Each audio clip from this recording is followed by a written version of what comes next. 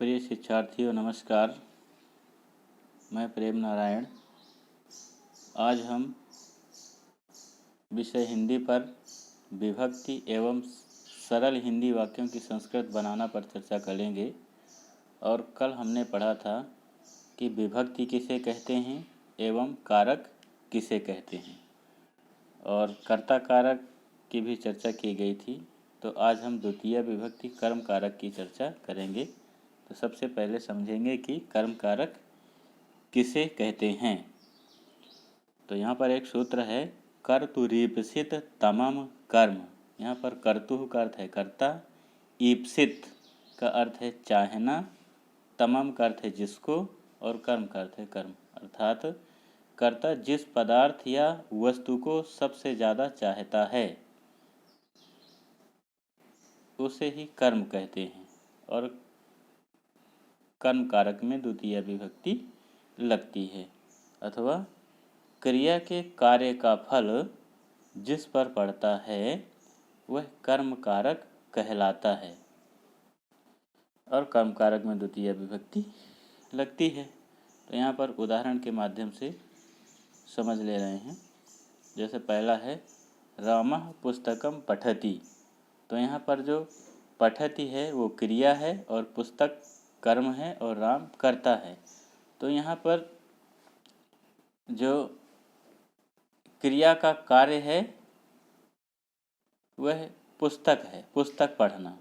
तो क्रिया के कार्य का फल जिस पर पड़े, तो क्रिया पढ़ना के कार्य का फल पुस्तक पर पड़ रहा है, इसलिए यहाँ पर पुस्तक में द्वितीय विभक्ति लगेगी।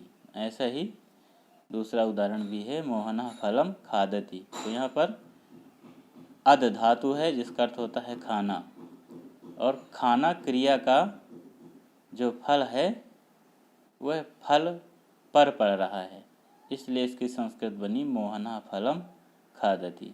अतः क्रिया के कार्य का फल जिस व्यक्ति या वस्तु पर पड़ता है उसे ही कर्म कहा जाता है। यह कर्म का अर्थ है। दूसरा सूत्र है, अकथितम चा। यहाँ पर इसको बहुत ही जरूरी है समझना। तो पहले अकथितम को समझ लेते हैं। वाक्यों में जो मुख्य कर्म के साथ सहायक या गौण कर्म होते हैं उन्हें अकथित कर्म कहा जाता है। यानी जब वाक्य में एक मुख्य क्रिया हो और एक सहायक या गौण क्रिया हो, तो जो गौण क्रिया होती है उसी को अकथित कहते हैं। तो यहाँ पर मुख्य क्रिया और सहायक क्रिया दोनों में ही द्वितीय विभक्ति लगा करती है। जैसे राम गाय से दूध दूहता है, इसकी संस्कृत बनेगी रामः धेनुम दुग्धम दोग्धि। तो इस वाक्य में दो क्रियाएं हैं, दो कर्म हैं। धेनुम और दुग्धम दो कर्म हैं। दोग्धि दुह धातु से बना हुआ शब्द है।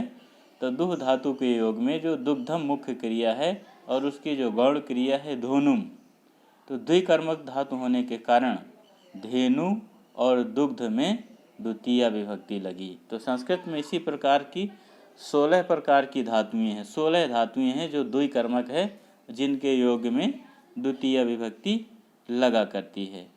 तो इन 16 धातुओं को क्रम से देख लेते हैं, जिसमें कर्म कारक लगता है। जैसे दुह का अर्थ है दुहना, याच मांगना, पच पकाना, दंड दंड देना, रूध रोकना या घेरना, प्रच्छ पूछना, ची चुराना या चयन करना, ब्रू बोलना, सास शासन करना या कहना, जी जीतना, मथ मथना, मुश चुराना और नी ले जाना, हरि हरण करना, कृष खींचना या जोतना, इसका जोतना भी अर्थ होता है, वह वहन करना या ढो करके ले जाना आदि। ये जो 16 धातुएं हैं, जब वाक्य में ये 16 धातुएं धातुओं में से कोई भी धातु प्रयुक्त हो तो इनके योग में या इनकी जो सहायक क्रियाएं हों उनमें द्वितीया विभक्ति लगा करती है। जैसे यहाँ पर पहला उदाहरण है, किसान खेत जोतता है। तो यहाँ पर जोतना कर्षति शब्द, इसकी संस्कृत है कृषकः क्षेत्रम कर्षति। तो कृष धातु के योग से क्षेत्र में द्वितीया विभक्ति लगी। ऐसे ही सह तम प्रश्नम पृच्छति, इसकी हिंदी होगी वह उससे प्रश्न पूछता है। तो पृच्छ धातु के योग में यहाँ पर जो मुख्य कर्म है प्रश्न और गौण कर्म है तम। तो मुख्य कर्म होने के कारण तम में भी द्वितीया विभक्ति लगी। सह तम प्रश्नम पृच्छति, वह उससे प्रश्न पूछता है। सह नगरम फलानि नयति, यहाँ पर नयति नी धातु से बना है। तो नी धातु के योग में यहाँ पर फलानि बहुवचन है, फलम फले फलानि द्वितीया विभक्ति का।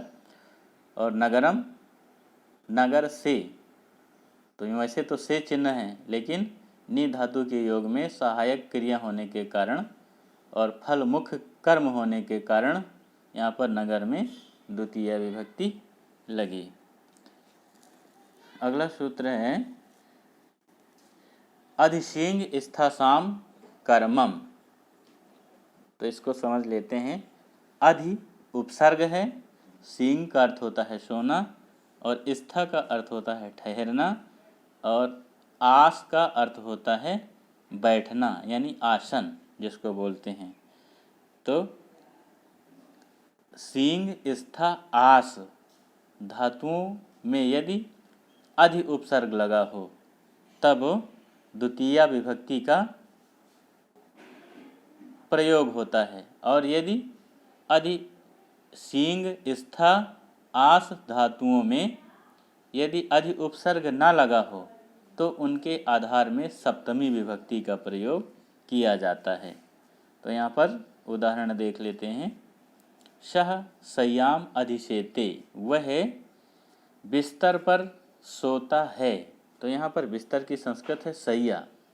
तो सय्याम अधिशेते, यहाँ पर अधि उपसर्ग लगा हुआ है। सेते का अर्थ होता है सोना, यानी सींग धातु में अधि उपसर्ग लगा होने के कारण यहाँ पर सैया में द्वितीया विभक्ति लगी। इसी प्रकार मोहनः विद्यालयम अधितिष्ठति, मोहन विद्यालय में ठहरता है या ठहरा है। तो यहाँ पर अधि उपसर्ग लगा होने के कारण विद्यालयम में द्वितीया विभक्ति का प्रयोग किया गया। यदि अधि उपसर्ग न लगा होता तो विद्यालय में सप्तमी विभक्ति लग जाती और उसका रूप बनता मोहनः विद्यालये तिष्ठति। तो तीसरा है राज्ञः आसनम अध्यास्ते, राजा आसन पर बैठा है। यहाँ पर अध्यास्ते का विच्छेद किया जाएगा तो अधिधन आस्ते बनेगा। तो अधि उपसर्ग होने के कारण आधार आसन में द्वितीय विभक्ति लगी। यदि यहाँ पर अधि उपसर्ग ना लगा होता तो आसने शब्द बनता। तो इसके आगे और कुछ नियम हैं जिनका अर्थ शब्द और अर्थ दोनों लिखा हुआ है, जिनके योग में द्वितीय विभक्ति लगा करती है। तो इसको देख लेते हैं। अभितः का अर्थ होता है सब ओर, उभयतः का अर्थ होता है दोनों ओर, परितः का अर्थ होता है चारों ओर, और समया निकट, निकषा, समीप या पास। हा धिक्कार, प्रति का अर्थ होता है की ओर। यदि ऐसे शब्द आए, ऐसे अर्थों से युक्त कोई वाक्य हो तो इनके योग में भी द्वितीय विभक्ति लगा करती है। जैसे ग्रामम परितः वृक्षाः सन्ति, गांव के चारों ओर वृक्ष हैं। यहाँ पर परितः का अर्थ होता है चारों ओर। तो परितः शब्द का प्रयोग होने के कारण यहाँ पर ग्रामम में द्वितीय विभक्ति लगी। ऐसे ही विद्यालयम निक्षा नदी अस्ति, विद्यालय के पास नदी है। निक्षा का अर्थ होता है पास या समीप। तो विद्यालयम निक्षा नदी अस्ति, विद्यालय के निकट या पास या समीप नदी है। निक्षा शब्द के योग में विद्यालय में द्वितीय विभक्ति लगी। तीसरा है तस्य मुखम सूर्यम प्रति अस्ति।